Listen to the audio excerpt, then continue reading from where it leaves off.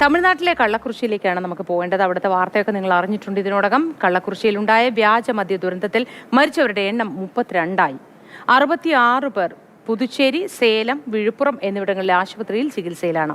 ചികിത്സയിലുള്ള 9 പേരുടെ നില ഗുരുതരമാണ്. വിവരങ്ങളുമായി KB ശ്രീധരൻ ചേരുന്നു. Sreedharan, good morning. ഈ ചികിത്സയിലിരിക്കുന്നവരുടെ ആരോഗ്യനില ഇപ്പോൾ എങ്ങനെയുണ്ട്? ഇത് സംബന്ധിച്ച നിയമ നടപടികളുടെ ഇപ്പോഴത്തെ ഒരു സ്ഥിതി എങ്ങനെയാണ്? Good morning Mothi. ഏതായാലും സങ്കടകരമായിട്ടുള്ള വാർത്ത തന്നെയാണുള്ളത്. ഇന്നലെ 16 പേരായിരുന്നു മരിച്ചെങ്കിൽ ഇന്ന് മരണസംഖ്യ 32ലേക്ക് ഉയർന്നിരിക്കുകയാണ്. അത് ഇനിയും കൂടാനുള്ള സാധ്യതയുണ്ട് എന്നാണ് അവിടെ നിന്നുള്ള റിപ്പോർട്ടുകൾ സൂചിപ്പിക്കുന്നത്.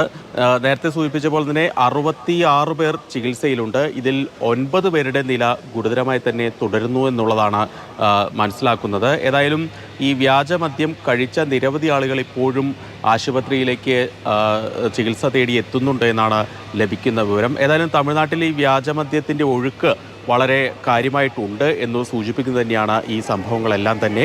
നിലവിൽ ഈ കേസിൻ്റെ അന്വേഷണം CBCIDക്ക് കൈമാറിയിട്ടുണ്ട്. CBCID ഇതിനോടകം തന്നെ അന്വേഷണം ആരംഭിച്ചിട്ടുമുണ്ട്.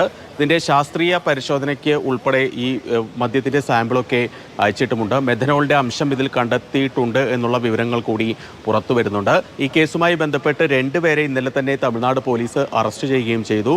ഈ മദ്യം ഉണ്ടാക്കിയ 2 ആളുകളാണ് അറസ്റ്റിലായത്. ഏതായാലും ഈ ശാസ്ത്രീയ പരിശോധന നടത്തുന്നതിനുള്ള നടപടികളൊക്കെ മുന്നോട്ട് പോകുന്നുണ്ട്. അതുപോലെ തന്നെ കേന്ദ്ര ആരോഗ്യവകുപ്പിൻ്റെ സംഘം കൂടി സ്ഥലം സന്ദർശിക്കുമെന്നുള്ള വിവരങ്ങൾ കൂടി പുറത്തു വരുന്നുണ്ട്. അതിൻ്റെ തമിഴ്നാട് ഗവർണറുടേതായിട്ടുള്ള ഒരു പ്രസ്താവനയും പുറത്തു വന്നു. ഈ വ്യാജമദ്യം കാര്യമായിട്ട് ലഭ്യമാകുന്നത് വലിയ ഗുരുതര പ്രത്യാഘാതങ്ങൾ സമൂഹത്തിൽ ഉണ്ടാക്കും. അത് തടയുന്നതിന് വേണ്ടി ശക്തമായിട്ടുള്ള നടപടികൾ വേണമെന്നാണ് തമിഴ്നാട് ഗവർണർ ആവശ്യപ്പെട്ടത്. ഏതായാലും തമിഴ്നാട് സർക്കാർ മുഖ്യമന്ത്രി നേരിട്ട് തന്നെ ഈ വിഷയത്തിൽ ഇടപെട്ടിട്ടുണ്ട്. കൃത്യമായിട്ടുള്ള നടപടികൾ വിഷയത്തിൽ ഉണ്ടാകും.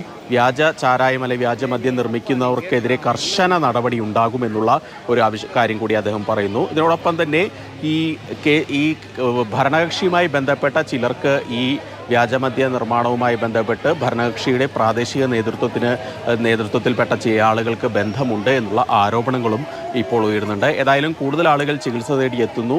അതിൽ 9 പേരുടെ നില ഗുരുതരമായി തുടരുന്നു. 32 പേരെയാണ് ഇതിനോടകം തന്നെ മരിച്ചത്. ശരി ശ്രീധരൻ.